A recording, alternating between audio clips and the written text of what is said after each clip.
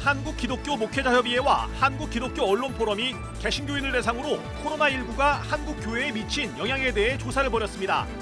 3월 29일 주일에 한국교회의 61%가 온라인 예배로 대체했으며 교인 수가 많을수록 온라인 예배로 드리는 비율이 높은 것으로 나타났습니다. 코로나19 사태는 주일 성수에 대한 교인들의 인식에도 영향을 준 것으로 보입니다. 주일 예배를 온라인 또는 가정 예배로 대체할 수 있다는 응답이 주일 예배를 반드시 교회에서 드려야 한다는 응답보다 높게 나왔습니다. 기독교인의 73%가 코로나19 사태와 관련해 정부의 대응을 긍정적으로 평가했습니다. 한국 구세군이 성금요일을 맞아 코로나19로 어려움을 겪고 있는 쪽방촌을 찾아 삼계탕 나눔 행사를 갖고 주민들을 위로했습니다. 여러분 안녕하십니까? 4월 10일 CBS 뉴스입니다. 한국기독교 목회자협의회와 한국기독교언론포럼이 개신교인을 대상으로 코로나19가 한국교회에 미친 영향에 대해 조사를 벌였습니다. 3월 29일 주일에는 한국교회의 61%가 온라인 예배로 대체했고 교인 수가 많을수록 온라인 예배로 드리는 비율이 높은 것으로 나타났습니다. 이순규 기자가 보도합니다. 코로나19 사태가 장기화하면서 각 교회도 현장 예배를 온라인이나 가정 예배로 드리는 가운데 교인 수가 많을수록 온라인 예배 비중이 높은 것으로 나타났습니다. 한국기독교목회자협의회와 한국기독교언론포럼이 지앤컴 리서치에 의뢰한 결과 3월 29일 주일에 전체 교회의 61%가 온라인 예배로 대체했습니다. 현장 예배를 유지한 교회는 8.6%, 온라인과 현장 예배를 함께 드린 교회는 15.6%로 나타났습니다. 교인 1000명 이상 교회 중 82%는 온라인으로 예배를 드렸으며 교인 300명에서 999명 이하 교회 중 66.5%, 100명에서 299명 이하 교회는 55.1%, 99명 이하 교회는 29.3%가 온라인 예배로 대체했습니다. 하지만 현장 예배를 드린 비율은 정반대로 나타났습니다. 교인 99명 이하 교회 중 현장 예배를 드린 비율은 26.5%로 나타나 1000명 이상 교회의 현장 예배 비율 1.1%와 큰 차이를 보였습니다. 현장 예배 대신 드리는 온라인이나 가정 예배, 기독교 방송 예배에 대해서는 대체로 긍정적인 것으로 나타났습니다. 온라인과 가정 예배, 방송으로 예배를 드린 교인 중 90.4%는 가족과 함께 예배를 드릴 수 있어서 좋았다고 답했고 코로나19로 인해 현장 예배가 잠시 멈췄지만 한국교회가 공적인 사회 문제에 동참할 수 있어 뿌듯했다는 응답도 83.2%에 달했습니다. 현장 예배의 소중함을 깨달았다는 응답이 82%, 신앙점검의 기회로 삼았다는 응답은 79.4%, 주일 시간이 남아 여유가 있어 좋았다는 응답도 74%를 차지했습니다. 사람이 사는 데 있어서 행복하다라는 것이 무엇인가 아마 이번 기회도 많이 느끼신 것 같고 특별히 가족들과 많이 부닥치다 보니까 가정의 소중함도 이 기회에 또 느끼게 된 것 같습니다. 교회에 못 가는 아쉬움으로 눈물이 났다는 응답도 54.3%였는데 주로 60대 고령층, 읍면지역 거주자, 교회 봉사자, 직분이 높을수록 이런 응답이 두드러졌습니다. 반면 온라인이나 방송, 가정 예배를 드리면서 교회에서만큼 집중하기 어렵다는 응답도 70.1%나 돼 불편함을 호소하는 목소리도 나왔습니다. 설문조사에 응한 1000명 중 약 10%인 98명은 현장이든 온라인이든 예배를 드리지 않았다고 응답했는데 29.6%는 게을러서 또는 귀찮아서라고 응답했고 교회에 가지 않으니까 예배 드릴 마음이 생기지 않아서라는 응답이 23.5%로 뒤를 이었습니다. CBS 뉴스 이승규입니다. 이러한 코로나19 사태는 주일 성수에 대한 교인들의 인식에도 영향을 준 것으로 보입니다. 주일 예배를 온라인 또는 가정 예배로 대체할 수 있다는 응답이 반드시 교회에서 드려야 한다는 응답보다 높게 나왔습니다. 최경배 기자입니다. 코로나 사태로 주일 현장 예배를 중단한 교회에 속한 교인들은 대부분 현장 예배 중단 결정을 긍정적으로 평가했습니다. 주일 현장 예배 중단에 대해 잘한 일이다라는 응답이 87.8%로 압도적으로 높게 나타났으며 모르겠다는 응답이 8.2%, 잘 못한 일이다라는 응답은 4%였습니다. 이번엔 설문 대상자 전체에게 일부 교회가 주일 현장 예배를 계속 드리는 것에 대한 생각을 물었더니 사회적 공익을 위해서 중단해야 한다는 응답이 69.4%로 나타났습니다. 이어 하나님께 드리는 예배를 지키기 위한 불가피한 행동이다라는 응답이 18.5%로 나타나 10명 중 7명이 현장 예배 중단에 찬성한 것으로 조사됐습니다. 현장 예배를 드린 사람은 불가피한 행동이라는 응답이 과반 이상이었던 반면 온라인, 방송, 가정 예배를 드린 사람은 정반대 의견이 나와 대조를 보였습니다. 코로나 사태라는 특수한 상황에서 이 같은 응답이 나왔다면 일반적인 상황에서는 어떨지 주일 성수에 대한 의견을 물었습니다. 온라인 예배 또는 가정 예배로도 대체할 수 있다는 응답이 54.6%, 주일 예배는 반드시 교회에서 드려야 한다는 응답이 40.7%로 나왔습니다. 특히 교회를 매주 출석하는 교인들의 절반가량인 49.5%가 교회 중직자의 경우엔 46.6%, 한 달에 두세 번 교회에 출석하는 교인의 경우에는 무려 71.7%가 온라인 예배로 대체할 수 있다는 의견을 보였습니다. 많은 사람들이 그동안 유튜브나 뭐 이런 걸 통해서 텔레비전을 통해서 설교를 듣고 예배 실황을 보고 이런 것들이 자연스러웠고, 실은 교회가 좀 크면 목사님을 직접 보는 기회들이 좀 드뭅니다. 영상을 통해서, 현장에 있으면서도 영상을 통해서 보거든요. 이번 기회에 어떻게 보면은 경계가 허물어진 겁니다. 그래도 괜찮다라는 얘기를 우리들이 해줘버린 거기 때문에. 목회적인 관점에서 좀 얘기를 한다면 사실은 언제나 어디서나 복음을 접할 수 있는 도구로서의 미디어를 활용하는 것, 이건 절대적으로 우리가 권장하고 발전을 시켜야 될 영역이라고 생각합니다. 그렇다면 코로나 사태로 주일 현장 예배 중단을 경험한 교인들은 주일 성수에 대한 생각의 변화를 경험했을지 알아봤습니다. 주일에 꼭 교회에 가서 예배를 드리지 않아도 된다는 생각을 하게 됐다는 응답은 22.9%, 오히려 주일에 교회에 가서 예배 드려야 한다는 생각이 더 간절해졌다는 응답이 42%, 변화 없다 35.1%로 4명 중 1명 정도는 주일 성수에 대해 인식을 달리하는 계기가 됐다고 답했습니다. 특히 꼭 현장 예배를 드리지 않아도 된다는 인식 변화를 보인 응답자 가운데는 매주 교회에 참석하지 않는 교인들과 비봉사자들이 많았습니다.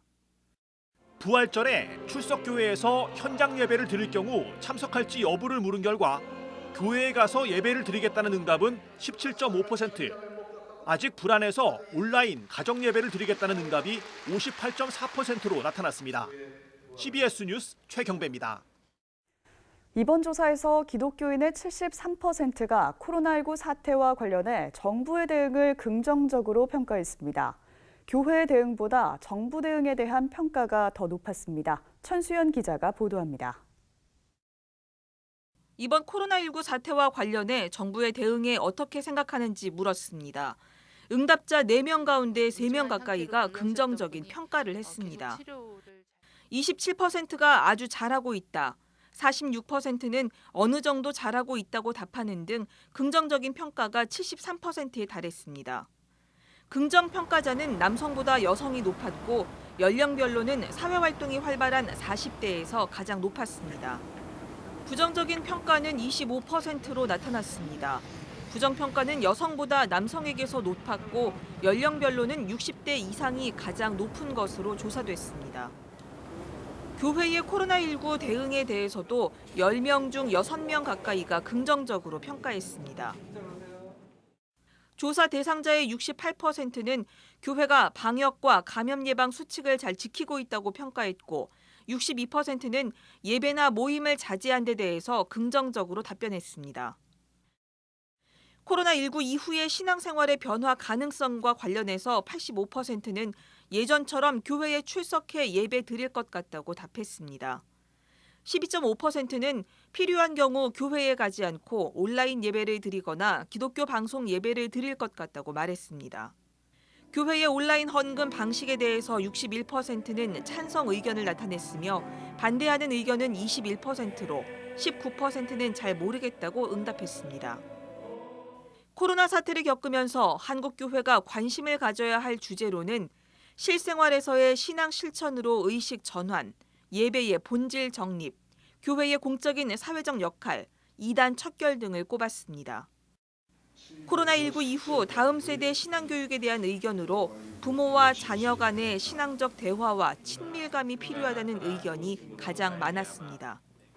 이번 조사 결과 온라인 예배와 방송 예배, 가정 예배 등 3가지 유형 가운데 방송 예배의 만족도가 가장 높은 것으로 조사됐습니다. 앞으로 방송 예배에 대한 시청률이나 그런 수요가 점점 더 커질 수 있다는 그런 하나의 사인일 수 있고요. 규모가 크든 작든 상관없이 이 온라인 시대를 어떻게 지혜롭게 잘 대처하고 그리고 신속하게 대응할 것인가. 이번 조사는 한국기독교목회자협의회와 한국기독교언론포럼이 지앤컴 리서치의 온라인 패널 1000명에게 이메일을 통해 조사했으며 표본 오차는 95% 신뢰 수준에서 플러스 마이너스 3.1%포인트입니다. CBS는 이번 조사 결과를 바탕으로 코로나19 사태를 진단하고 한국교회가 나아갈 길을 제시하는 특집 좌담을 마련했습니다. 특집 좌담 한국교회와 코로나19는 4월 11일과 13일, 17일에 방송됩니다. CBS 뉴스 천수연입니다. 한국구세군이 성금요일을 맞아 코로나19로 어려움을 겪고 있는 쪽방촌 주민들을 찾았습니다. 구세군은 주민들과 함께 따뜻한 한 끼 식사를 나누면서 예수 그리스도의 십자가 고난을 돌아봤습니다. 오요셉 기자입니다. 코로나19 사태가 장기화되면서 쪽방촌 주민과 독거노인 등 사회적 취약계층의 어려움은 더욱 커지고 있습니다. 외부 활동에 제약을 받을 뿐만 아니라 이들을 찾는 봉사자들의 수가 대폭 감소하면서 홀로 외로움과 고립감과 싸워야 하는 상황입니다.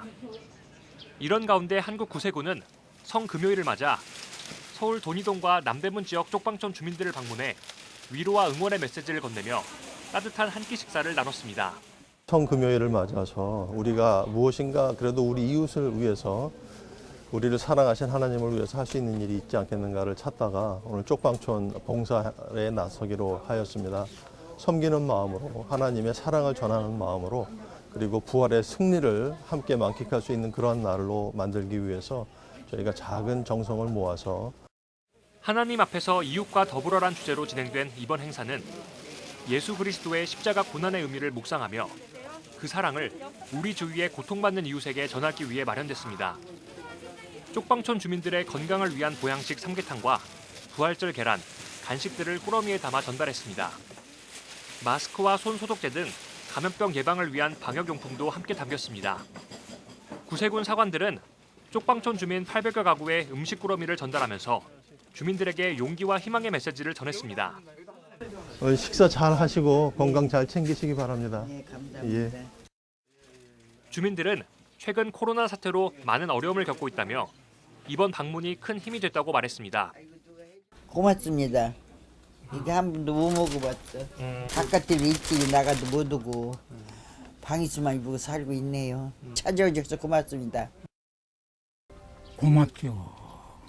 일부러 나 다리 못 쓴다고 가야 되는데 여기 앉아서 받아요. 고맙고 감사하고 맛있게 먹겠습니다. 주민들은 배고픔보다 더 큰 어려움은 외로움이라고 호소하며 어려운 상황 속에서도 잊지 않고 찾아와준 이들에게 고마운 마음을 전했습니다. CBS 뉴스 오요셉입니다.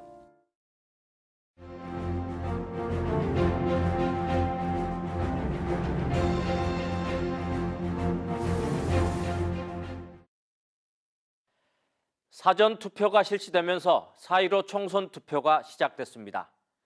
이번 총선이 아주 중요하다는 말은 선거 때마다 나오는 상투적인 말이기는 하지만 여전히 유효합니다. 박근혜 전 대통령 탄핵 전부터 최근까지 광화문과 서초동 등에서 대규모 집회가 계속됐습니다.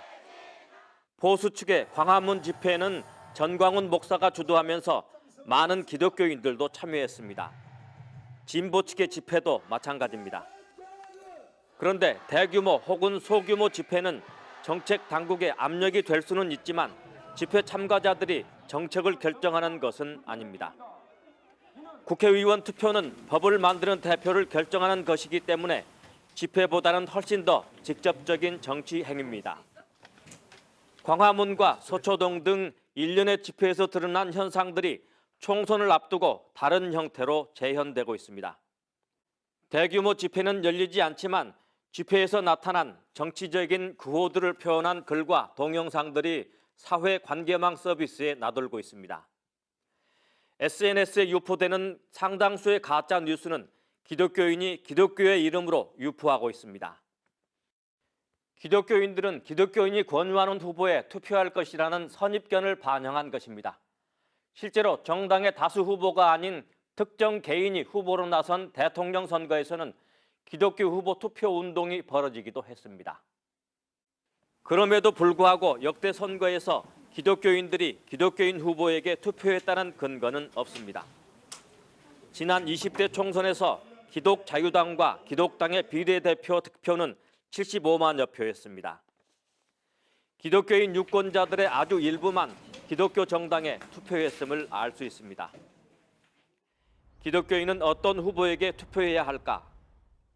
기독교인 후보 중에 기독교적인 정신과 가치관, 도덕성을 갖추고 있는 후보라면 투표해도 될 것입니다. 기독교인 후보라고 해서 반드시 신앙과 생활이 성경의 정신을 반영하는 삶을 산다고 볼 수는 없습니다. 무늬만 기독교인인 사람이 많기 때문입니다. 기독교인이 아니라고 해서 비도덕적이라고 할 수도 없습니다. 기독교인들이 SNS를 통해 특정 후보 또는 특정 정당과 관련해 유포하고 있는 글들이 사실인지 가짜인지를 확인하려는 노력은 아주 중요합니다. 사실 또는 가짜 뉴스를 분별한 뒤 투표하는 것이 필요합니다. 뉴스에 미혹되기보다는 자신이 갖고 있는 신앙의 양심으로 후보자의 신앙이나 정당, 도덕성 혹은 능력을 판단해 투표하면 될 것입니다. CBS 논평이었습니다. 내일은 전국에 오전부터 밤까지 비가 내리겠습니다. 내일 최저기온은 1도에서 9도, 최고기온은 8도에서 19도로 예상됩니다. 네, 오늘 준비한 소식은 여기까지입니다. 함께해 주신 여러분 고맙습니다.